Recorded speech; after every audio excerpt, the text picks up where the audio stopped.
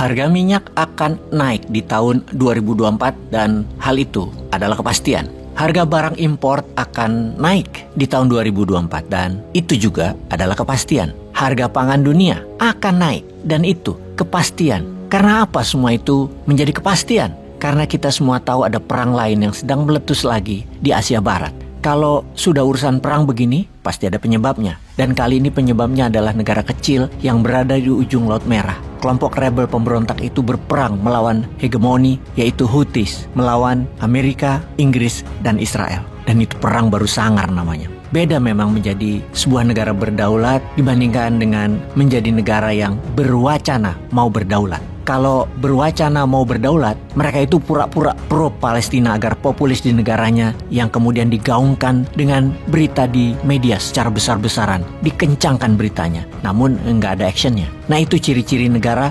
berwacana mau berdaulat. Yang penting di tanah air terlihat tersohor, terlihat populer, yang disukai masyarakat. Actionnya mah nggak ada. Beda sama negara Afrika Selatan misalnya. Langsung bawa Israel ke sidang PBB atas nama pembantaian warga sipil. Langsung action. Atau Houthis serang kapal niaga yang menuju Israel di Laut Merah. Sebelum kita membahas Houthis, kita membahas apa itu Laut Merah, apa itu perdagangan dunia, apa itu terusan Suez. Dalam perjalanan niaga laut, nilai transaksinya adalah 80% alias 80% barang niaga disalurkan melalui laut, melalui maritim. Dari Asia menuju Eropa dan dari Eropa menuju Asia Barat bisa melewati terusan Suez atau melalui Tanjung Harapan di Afrika Selatan. Perbedaannya adalah kalau melalui terusan Suez akan hemat waktu 2 minggu, juga menghemat 8.000 km jarak laut. Jadi ada sekitar 15% transaksi dunia melalui terusan Suez yang ujungnya adalah Laut Merah, dan di Laut Merah ada choke point lain yang selebar 29 km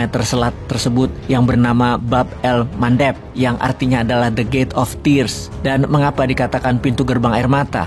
Wilayah yang membelah semenanjung Arabia di Yaman yang memisahkan benua Afrika di wilayah Eritrea dan Djibouti. Di wilayah choke point itulah Houthis menyerang kapal niaga yang menuju Israel. Hal itu adalah bentuk bantuan Houthis terhadap warga Gaza yang telah mengungsi sebanyak 2 juta jiwa dengan kondisi kedinginan, kurang air, dan kelaparan serta tidak ada sarana kesehatan saat ini. Dan Israel terus saja menghajar Gaza demi memusnahkan Hamas tanpa peduli nasib warga yang telah puluhan ribu yang meninggal. Apa yang dilakukan Houthis? Houthis menembakkan roketnya ke kapal niaga, menyerang dengan drone, juga menyerang dengan boat kapal niaga tersebut. Hasilnya, 4 perusahaan besar kargo menyetop kapal niaga mereka yang akan melalui Laut Merah. Mereka adalah Maersk Line, perusahaan milik Denmark, kemudian perusahaan Prancis CMA CGM, kemudian perusahaan Jerman Hapag-Lloyd, dan perusahaan Switzerland SMC, di mana keempat perusahaan maritim kargo ship tersebut merupakan penguasa atas 50% ship containers dunia. Sekarang tambah satu lagi perusahaan yang stop rute melalui Bab el Mandeb.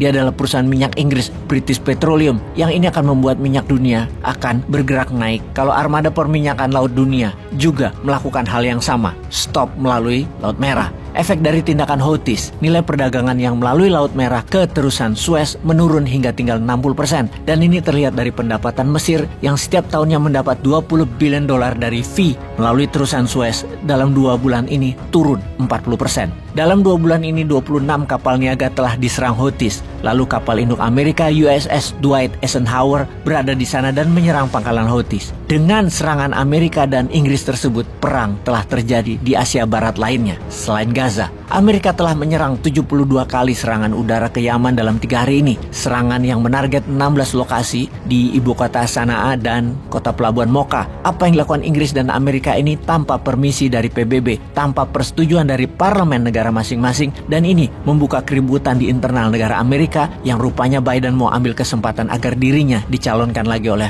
Partai Demokrat dalam Pilpres 2024. Perang dengan Yaman jadi senjata politik dalam negeri dan luar negerinya Biden. Kemudian Houthis hari ini menyerang balik dengan rudal ke arah kapal perang Amerika USS Laboon yang bisa diintersep di udara. Namun ternyata tidak mengurangi serangan roket berikutnya. Yaman memiliki rudal dari Iran. Stoknya Yaman banyak, mulai dari yang berjarak 1.400 km hingga berjarak 100 km. Ada ribuan dalam cadangan persenjataan mereka yang saat ini sedang dimobilisasi ke arah Laut Merah. Kalau memuncak perang tersebut, maka dunia akan terjadi kerawanan energi dan kerawanan pangan. Ini semua adalah perjuangan Houthi atas pembelaannya kepada warga Gaza. Sekarang kita bertanya, mana langkah kita selanjutnya?